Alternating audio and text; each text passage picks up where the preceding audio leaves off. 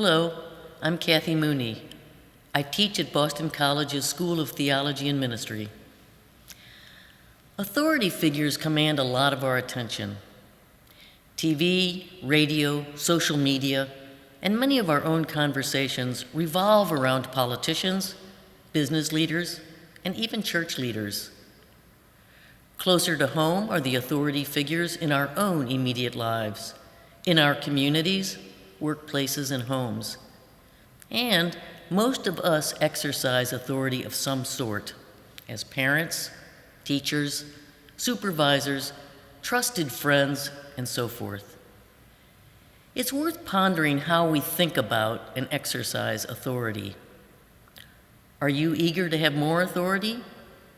If so, what do you hope to get out of having it?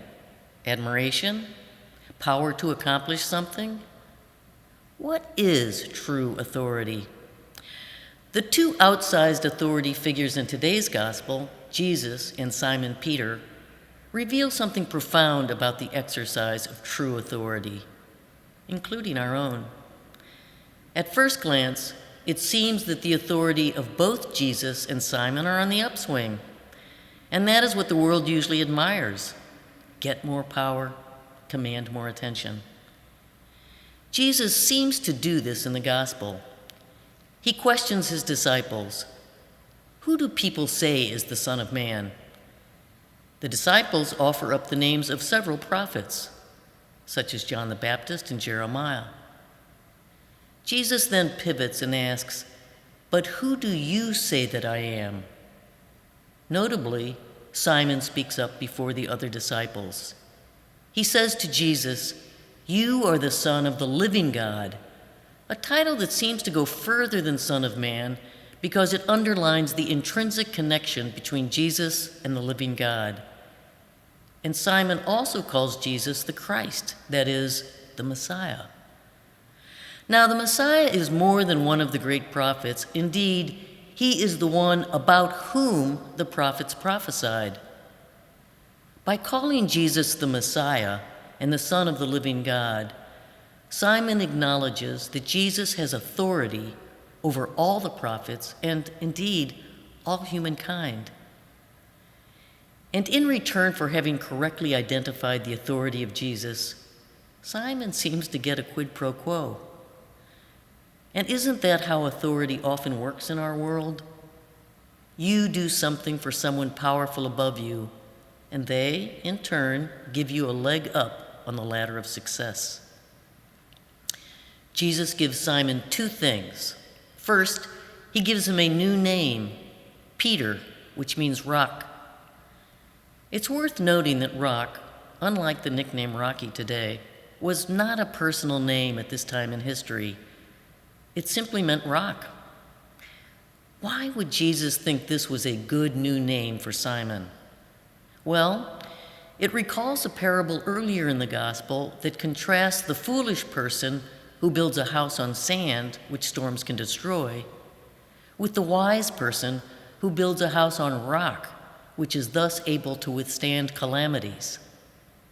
For Jesus, Peter is the rock on which Jesus will build the church, a church against which, Jesus says, even the gates of the netherworld shall not prevail. The second thing that Jesus gives Peter is the keys to the very kingdom of heaven. What Peter binds on earth will be bound in heaven. What he looses on earth will be loosed in heaven. Peter and Jesus both appeared to be uber authority figures with tremendous power over other people. If we probe their authority further, however, it upends many of our conventional notions. In the very next passage in the gospel, after this one in today's reading, Jesus announces that he will suffer and be put to death. In the world's eyes, this positions Jesus with the weak, to losers, some might say, and Peter, astonished to hear this, tells Jesus that this can't be. But Jesus rebukes him. We have to recall that Peter repeatedly throughout his relationship with Jesus often didn't get what Jesus meant. He didn't understand Jesus' mission. Jesus was teaching Peter that the true way of authority is not exercising power over others, but giving of oneself so that others may flourish. Again, the true way of authority is not exercising power over others, but giving of oneself so that others may flourish. At the Last Supper, when Jesus tries to wash Peter's feet, Peter protests. Jesus was showing Peter, to whom he'd given so much authority, that lording power over others, like the earthly kings and religious leaders whom Jesus critiques, was not true leadership. Service and self-giving love were. Jesus drives home lessons that confound conventional logic, such as, whoever wants to become great among you must be your servant. Jesus doesn't suffer and die because suffering and death are good in and of themselves, a false thread that has sometimes marred the tapestry of Christian history. No, he suffers and dies because he wants all to have life. Out of a sense of justice, he stands up to the powers that be, that lord themselves over the powerless, and they turn on him and kill him.